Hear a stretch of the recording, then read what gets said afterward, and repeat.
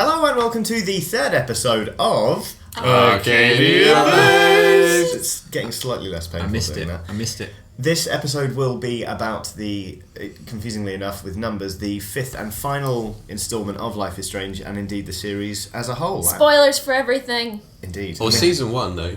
Oh, season what will happen one, I know. in season 2, which they haven't yet announced. They're definitely going to do it. They're definitely going to. Oh, they will, yeah. They even started talking about Hopefully season 1 as season 1, which you don't say unless you've got a season 2. Hopefully with a totally different cast, though. Yeah. That's what we're... Oh, yeah. Oh, yeah, they've said that. But I guess they could have the characters pop up. Although it's Why too would determinant why on would what it would be so chose. much more interesting to just do something else. I would like them to do something completely different. Same sort of setting. It could be about vibe. literally anything. Like, that's the cool thing. Yeah. But still probably about teenagers. Mm-hmm. I think Yeah, teenagers what do you think? is What do you definitely think is the unifying theme of the series? I think definitely teenagers was the most successful. So Teenagers some and coming time of age travel. thing? It's Dawson's Creek meets Donnie Darko. That's Life is Strange, the brand. So I think they'll keep Not that. Dawson's Creek, you're showing your age there. Yeah, granddad. You're older than me. No, I'm not, shut up. You are. I don't know. I think that, I mean, obviously in the gameplay, the time travelling mechanic will stay. Could it? Really? I don't think it. I think Yeah. it could be anything. We're leaping ahead here, but I was Yeah. talking to a friend of... Oh no, in fact, let's not do it. If we're leaping ahead, I won't leap ahead. This is good radio. They never said why Max was given those powers, so effectively it could happen to anyone. Yeah. And I Yeah. think that is too much ingrained in what people expect. And it elevates Life is Strange above other Telltale fare, where, you know, it's very much a set formula of you choose one of these 4 options and you see the consequences and you can't go back. I love the fact that in Life is Strange you can rewind and see those different responses and learn from them, Yeah.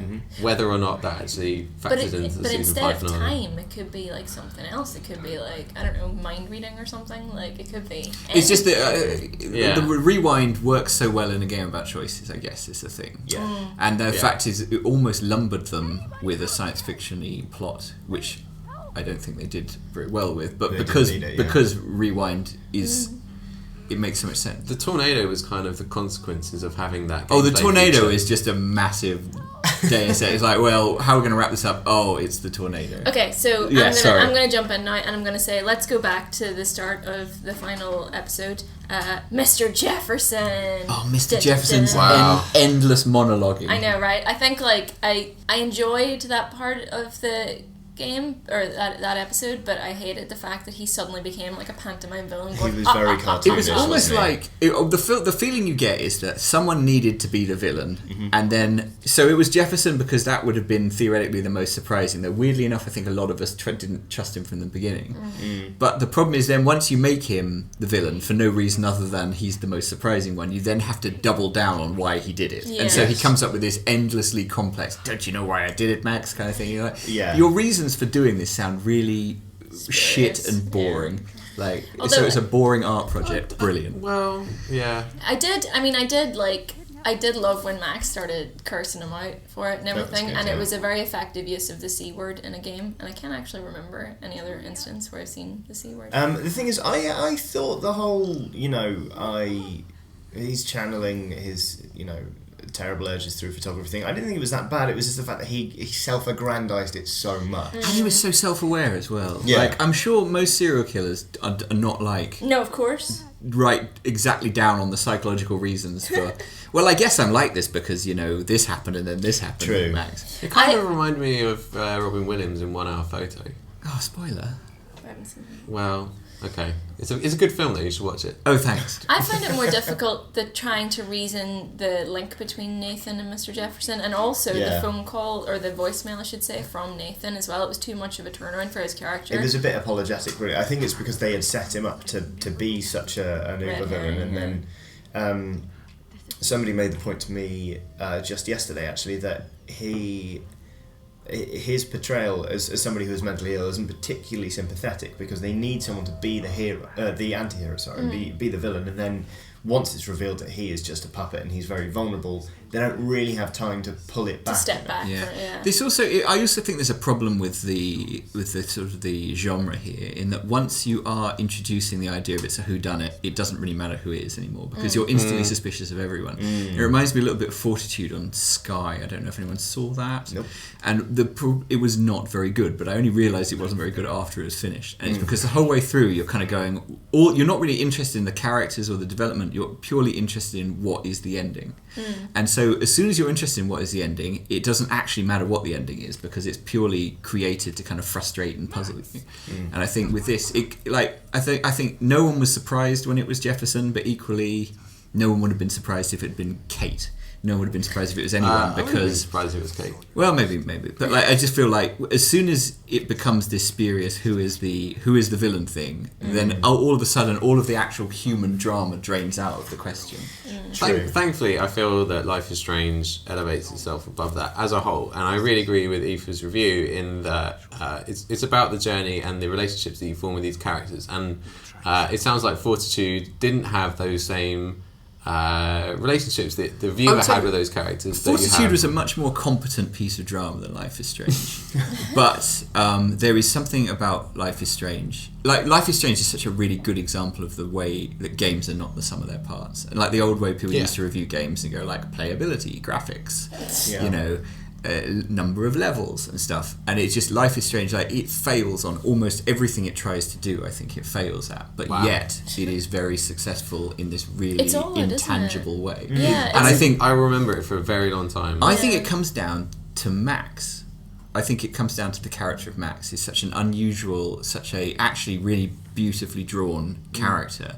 It is so weird to play someone in a video game who is real, who feels real, that it doesn't really matter that they gave her the wrong story. It feels like they gave her the wrong story and they gave the game the wrong sort of themes and the wrong mechanics, because it was just, I would watch her in anything. I think like that's, I mean, I don't know, I think it worked a little bit better for me on a couple of other levels, but I do agree with you in the sense that Max is probably what kept me interested in the final episode, which I think for me in some ways was probably the weakest, but just because it jumped around on so many different timelines that, I mean, I find the whole San Francisco section completely worthless. Well, you knew it was just going to be an aside. Well, exactly. And you were going to have to go in the same way with all of the jumping through the photos thing. I think jumping through photos was a bad move. Yeah, it was the worst thing Don't Knock could have done for the series, to be honest. Because do you think they were jumping through sharks as they jumped through them? But they rendered so much irrelevant with that mechanic, which was frustrating because it's a game that's designed to make you care. And they totally ruined the Chloe, the original Chloe wheelchair death scenario, because you just knew it wasn't real. You knew you were going to undo it a minute later. I don't know though, because now in the final episode, I did actually I told Chloe about having had to do that, and it was quite emotional because Chloe it was quite a selfless moment for her, because she was like, I can't imagine what that was like for you. Yeah, that's interesting. Yeah, it was quite a redeeming moment. And also, I don't know if you noticed, when you're doing the whole walking through the best moment, the hall of memories. Yeah. When she's in the bed, because in my time I eventually chose to not kill her. The bag is blurry and it's not really there, so you can see where the drip is supposed to be. Oh yeah. But it's not properly physically manifested. I assume if you kill her, then it would be there in its full form, and it would be her. The walking through memories thing is interesting from just a technical point of putting games together. Whereas if you've blown all of your asset budget early on, you've built a number of sets. That is quite a good way to create a new environment by just putting a load of old assets together. Well, Don't Knock have done that throughout the series by returning you to locations that you've been to. I mean, I think that's the other missing thing to talk about with this, is that my frustrations about it aside, I admire how they worked with what seems to have been quite a small budget. Yeah. To crank out that many episodes. I thought it was quite a short episode, and I didn't enjoy the nightmare bits because I just thought this is just something I have to get through to get to the bit that I really want to see. I quite liked the bit where it was playing. It just felt like a little bit of an ode to the game's Tumblr following, that it was giving you all these different pairings. It was really I quite enjoyed that. It is quite weird to see a game which is aware of what people think of the game. So the kind of bottle collecting thing, kind of going However, it was also, I think that was the point, that it was really showing you, because I mean obviously Max to a point relies on player decisions, but also like that was the point at which she became her own character neuroses really sort of became manifest, because you saw that she, you know, that point where she's confronting herself and being like, you're not doing it for other people, you're just doing it because you want to be popular. Like, isn't that that's how we approach the game? But also, like, that's how, if a teenage girl in high school got these powers, of course that's what she would do. See, this is really, I think this so someone said to me the other day, and it sort of really controlled the way I thought about the game, since a friend of mine said, if the game had purely been about high school stuff, it would have been a much better game. And I'm like, oh shit, you're completely right. If it didn't have the time travel in it, if it didn't have any of the time travel or the serial killer stuff, take both of those elements out, which I don't think were that successful. If it was just a game about a person's real problem, because that was actually what was more engaging anyway. Sort of the Victoria stuff is actually far more engaging than any of the kind of who is the killer stuff, to me at least. I mean, I think they could have really done something special. It was a shame not to see any resolution with Victoria as well, because my last sort of real interaction with her was when she was in the dark room. Yeah, which only happens if you successfully warn her, by the way. Yeah. Otherwise, she's not even in the episode. She is, like, I think it was just interesting that I would love to know whether they wanted to throw in all the science fiction and serial killer stuff, or whether they felt that they had to because it was a video game. And if so, that's really disappointing. Well, looking at Remember Me, I mean, that's something that they're obviously interested in it. Yeah, it just I wonder if, looking back, you just look at the bits of this which are working, and you look at the bits which aren't working. They were definitely most successful at the teenage drama stuff. Yeah. And it was more memorable. But I think and involving, I would say. I quite like the time stuff as a mechanic, not as a plot device. Yeah, but I don't think you have. I think you can have it as a mechanic and not have it as part of the plot. Well, you can just accept, like, this is a video game. They were borderlining on that, though, weren't they? I mean, they were more or less. It was never the fact that they never explained where the powers came from. Yeah. They never went into midi-chlorians territory. No. But I think, like, you could have done it without Max even knowing that the rewinding was going on. It could be purely on the player side, where it's like, oh, this is a video game, I can reverse it. I was happy with it being acknowledged. I think they could have stripped out the tornado stuff, and that would have been optimum for me, where if it was just focused on the people a lot more, and the time travel was there as a mechanic, but it was recognising the story. That would have been like the sweet spot for me with Life is Strange. But I think with episode 5, I think for me what it really proved was that Don't Nod is really, really good at creating moments, even if, like, the gameplay isn't always fun. You know, like, don't do stealth gameplay. Stealth gameplay was awful. But you know, but while the gameplay definitely falls down at points, they make some really memorable moments. And I was frustrated at the end of episode 5, but since then, it comes to me like, I think about it at least every other day, and I realise that when I think about it, I'm feeling a little bit now. I feel I have like an emotional response that is akin to, like, grief. Like, I feel similar to the way I feel, like, in the few weeks after, like, an acquaintance dies. It's really weird. Like, I'm genuinely feeling that over the end of, I don't know what. I think most of it actually will be the process of anticipation and thinking about it and talking about it. And stuff like this. Like, this is the most I've discussed a video game with other people in, like, easily the last 10 years. Well, I talk about Destiny a lot, but... Right. Yeah, stuff. It was a podcast. Coming back to the mechanics thing, it feels like this is a step on the path to games acknowledging that they don't need any of that to still be a game, and I feel like, or to still be engaging. And it feels like they could have stripped out a lot of the stuff, and it could have been shorter. And it feels like it would be. I'm interested to see in the second series, if there is one, whether they still bother with puzzles and whatnot, because I don't think they were successful, and I don't think they were needed. I don't think they were necessary. I think that they will always have to appeal to a certain section of the audience that expects at least 2 hours and something of gameplay. Yeah, but how many people were tuning in by the end of it for the puzzles? We're like, God, I hope everyone's there's tuning in for the puzzles. But that's the nature of making a game. I think they are clearly a very smart bunch, Don't Know, and it just must be a point where they can go, actually, we can just this can just be a series of choices. There are smarter ways of doing it. So in episode 4, was it, where you had to work out the code, the number code, and you did that by piecing together things that you found and putting them on the board. That was a clever way of putting I was a puzzle still like, in the game get as part of the story. I was still like, get to the point. Rather than wandering around for bottle caps. Or getting into the principal's office by blowing it up, going on the other side and rewinding it. I liked that. I quite It made like me that feel stuff, clever. yeah. I feel like, so when you're about to be saved in the dark room, and Jefferson's coming to like inject you, and then you have to, you know. Oh yeah, and there's no way to get it right at first. Yeah, exactly. It's trial and error. That felt like they that section was It hilarious. became comical. It when was he, just like, frustrating. smacks the tripod But it was really neat because that whole scene I found so uncomfortable to play.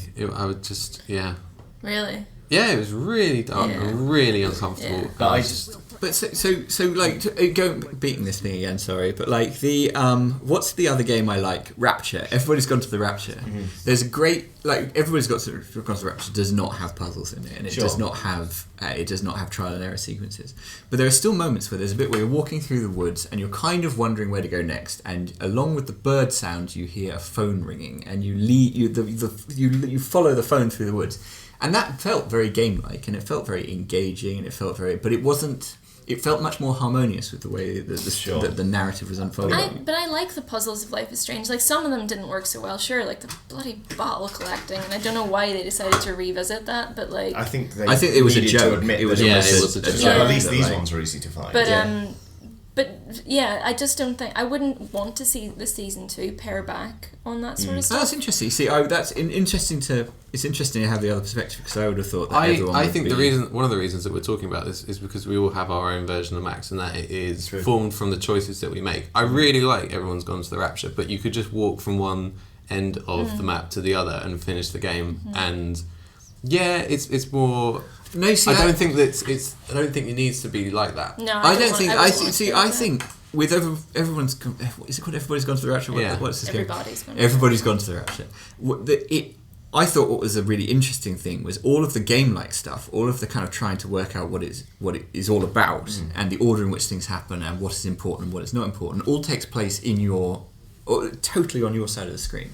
It's totally in your brain, and you're still playing a game. You're still. But there's no option there for you to make your own. Yeah, version and of also events. I don't think all games have to be about that. No, they don't. No, I'm not. Everybody's Gone to the Rapture is good, like it is, but also Life is Strange is good, like it is. And I think that the puzzle solving and everything just works so well towards building your idea of who Max is in your head, because like she's this spunky like teenager who like goes and investigates stuff, and like I would like to believe that. I would love to believe that. Even down to your choices about who she wants to be romantically involved in, like that made me feel more like I was playing a game which was reflective of there's two different things. There's choices and there's puzzles, and I think the choices are great. Totally agree. The puzzles to me felt like the price you're being charged to turn the page. I see. By the end of episode 5, I don't think it really needed the puzzles anymore. But I think in the early stages, before they'd because you remember how much they had to layer up in these episodes, and they had to really teach you more about your own time traveling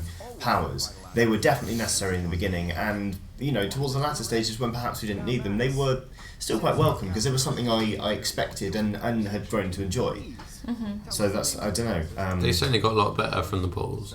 Also, as well, the puzzles were usually at a point where you could just explore as well. Yeah, no, that's very true. And some of them had consequences. Like if you got motor oil on, I didn't get motor oil on the files. But I also didn't get to look at the files because I didn't know how to. I couldn't be bothered to work out how to not get motor oil on them.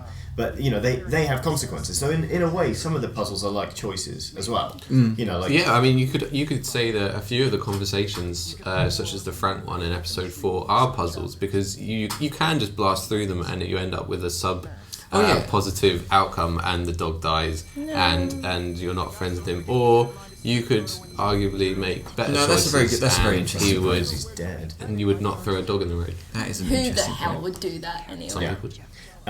Talking of choices, by the way, Dinah, Warren, what did everyone choose? I gave him a hug because I felt sorry for him, but then I felt like I regretted it afterwards I because did he's a as well. creep. I agree. I still, even when he was sitting there with all his medical supplies, being all helpful, I was like, Who was it? Was it you who said that every one of us has been Warren at some point in Yeah. their lives? And that is so true. I That's was one the of the reasons that he's on so brutal uncomfortable. reality of I it haven't been is everyone Speak has been for a bit yourself. false and a bit kind of it's so true. And that's Warren's in a weird way quite a well drawn character. Yeah. Because he's the Yeah, that's aspects good. of yourself that you can't. am I missing something here? I You might swear just be a it's- nicer person every now and No, then. Yeah, Like, I think I'm a much worse person. Maybe that's it. I've Maybe met you're- that kind of person. I and think the have reaction no, to Warren is Maybe- it's the part I of have no yourself that you patience for cannot. Warren. It's the part of yourself that you cannot bear to identify with, Yeah. or the Yeah. part of your past self. I don't think. Hopefully, by the time you get to 30, your Warrenness is Speak for diminished. yourself. When because I've as I've mentioned before, I've been playing through this whole game with Mile and a Half.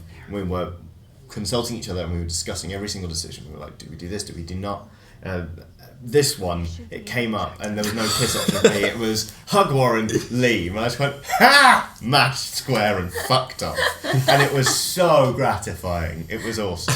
I feel like Jeffrey wrote a very good article about Warren and what he is and how people do relate to him, and he's made some excellent points, but I'm still unrepentant in my hatred for Warren. Oh yeah, no, he's hateful, but I agree. he's a little bit. He's He's human. He's people's Yeah. worst elements, which That's is basically true. what they don't like. But the thing is, like, I've been on the receiving end of people like Warren, and like I know other people who've been on the receiving end of people like Warren, mostly women, and like. For as much as he's suffering for like having this unrequited lust or love or whatever it is for Max, she shouldn't have to deal with it. No, absolutely. I totally You agree. know? I don't think anyone's saying like we're a bit like Warren and therefore we really like him. It's the Yeah. part of yourself which you can't believe, which only becomes apparent afterwards. You go, After, oh my yeah. god, I was a creepy weirdo. I can never forgive Warren for in that barrage of texts if he feels like he's out of the running and he's been rejected. He like explicitly says that he's sorry that she has such great friends and that she doesn't need him more. That's And not it's- cool. No, it it's is not the most manipulative, like self-important thing from someone who's claiming to be a nice guy ever, and it just.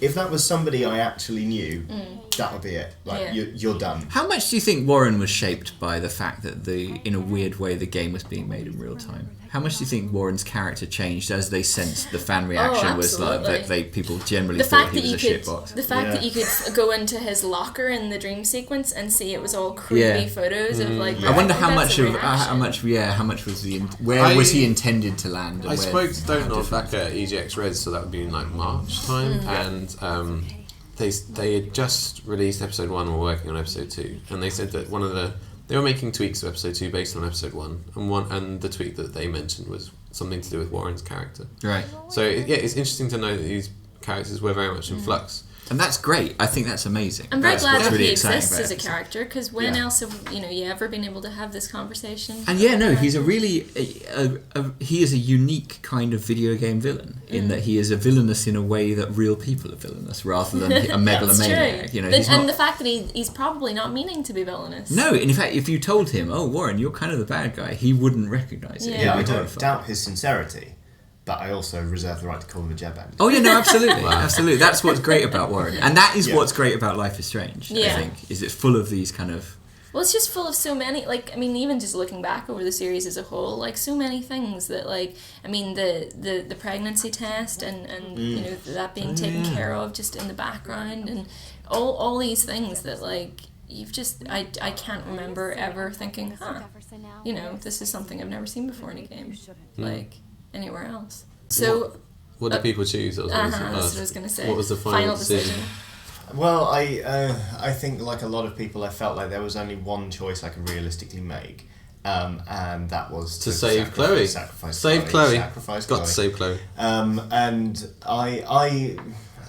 I had a very fatalistic approach to it because I think we all called it, especially even in the last episode, we were saying we're going to have to sacrifice Chloe. That's the only way this is going to end. Your Bay or I the was- Bay? I was resigned to the fact that she was going to die. Wiggy was pretty pissed off. She was like, "This is ridiculous. I hate this." And I don't think either of us wanted to sacrifice Arcadia Bay, but sacrifice Chloe. But in some ways, it was the more gratifying ending because you got to see, the kiss, and you got to see Max grow in her own way. And Well, at you funeral, might she's have got wearing to see the Chloe's kiss. bracelet. Oh, that's true. It was the ending that they certainly put. It was longer. It was I was gonna obviously say put more effort the into true it. It's the A ending, right? yeah. The other ending, I mean, you could tell that it wasn't quite right. So I chose that one first, and then I felt like the game was making me feel a little bit ashamed for choosing it. I did the same thing you did. I didn't even let it finish. I rewound straight away. I was like, this isn't Oh, right. you can rewind during that? No, sorry. I mean, I turned the game Hey. off and then reloaded it. Oh my god, wait, so hang on. Wow. You can also reload the last checkpoint on the main menu, which Am is I what the I only did. person who hasn't cheesed this game at some point? Oh, I haven't cheesed No, it. that was You the one killed time. Kate and went back and Oh my cheesed god, it. you're totally right. I cheesed it before everyone else. Oh my god. Tom, how do you save Kate? Come on. My We'll do it at Max lunchtime. Caulfield is the only one with any Oh fucking wow, integrity. that's so true. I love how I instantly thought, oh no, I've been fine. I've been really good about it. I've been really virtuous. Oh wait a minute, no, I totally went back and screwed No, everything I was like, maybe if I save Chloe, then they'll get to kiss and go off into the sunset. And then it wasn't. It was horrible. And I was like, no, Max wouldn't be able to live with herself. This isn't right. My hope was that Chloe was going to live through the gunshot, because I felt like that wasn't Oh, yeah. necessarily... That would be a unclear. hard gunshot to live through. Right in the Yeah. gut. I mean, she's like gut shot point blank, right? So... Oh, it's Yeah. just like, oh, Very sad. I know. It was, but then like watching them drive off in the car, well, like there were dead bodies everywhere. I was like, yeah, I can't allow this. Like, how could they? How could their relationship even if they do end up together, which in my head they totally would have. Like, Yeah. how would they have survived this traumatic experience? Like, I've thought about this. My personal headcanon is that Your personal headcanon. yeah, the canon That is I a have- column waiting to happen. That's a phrase. Look up something It to is. it. Is that Max never asked for these powers, and my Max played altruistically the entire time. She was never. It felt unfair, didn't it? It did feel unfair. She was never aware that this big tornado was being caused by the actions that she was doing, and I helped Alyssa every single episode. Me too. I made friends with Victoria. I made friends with what's his face, Frank, and Help I the homeless lady. helped the homeless lady, I never saw her. and neither I uncovered a serial killer.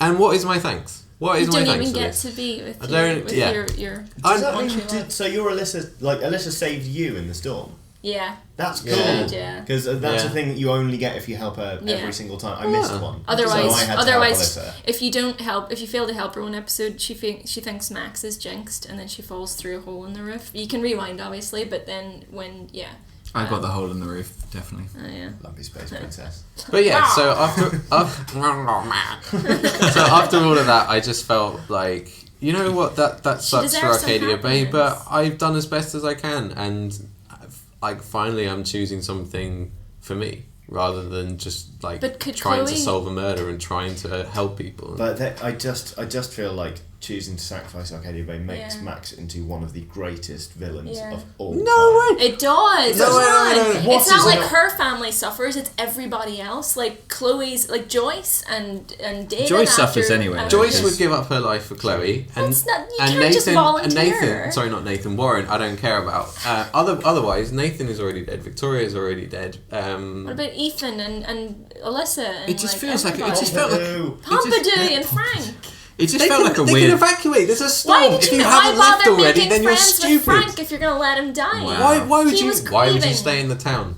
You're basically Stalin. It feels like a dumb choice to end on, though. It feels like a really... There's been quite a lot of subtlety and nuance in this game. Yes. It feels like a very unsubtle... It feels like... And actually, the gender politics of it is a bit screwed up as well. It's like Chloe has to die. And it just seems... I don't know. It just seems weird. That It- doesn't. it I don't know definitely if that's fine, gender but- politics. That's just. But also don't not go on the record, and they've said we didn't have them kiss in the Sacrifice Arcadia Bay episode because that would have been weird for the setting, which I agree with. But apparently, in a few days' time, they would have kissed and they would have ended up together anyway. Of course they would have. So. But still, but then the guilt would set in, and then what's a life on the road gonna do to them? That's season 2. I No, look it's forward to not. finding No, out. it's not.